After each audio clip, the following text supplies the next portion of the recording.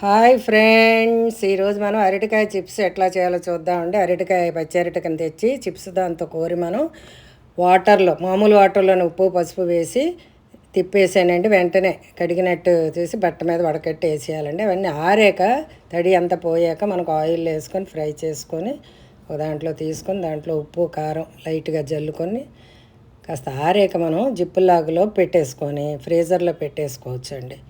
ఎప్పుడు కావాలో అప్పుడు పప్పు కానీ సాంబార్ కానీ కాసుకునేటప్పుడు ఫ్రీజర్లోంచి ఆ జిప్లాక్ బ్యాగ్ని తీసి మనం కొద్దిగా బౌల్లో వేసుకొని మైక్రోవేవ్ ఉన్నవాళ్ళు మైక్రోవేవ్లో పెట్టుకొని మైక్రోవేవ్ అని ఉంటుంది కదా, దాన్ని నొక్కి 1 మినిట్ ప్రెస్ చేసి స్టార్ట్ చేసామనుకోండి, అంతే అయిపోయాయి.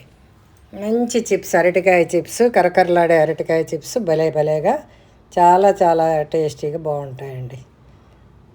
ఎక్కువగా అరటికాయలు ఉన్నప్పుడు మనకి ఎప్పుడైనా ఎవరైనా ఇచ్చినా మనం కొనుక్కున్నా మనం ఇట్లా చేసి పెట్టేసుకున్నాం అనుకోండి బాగుంటాయి.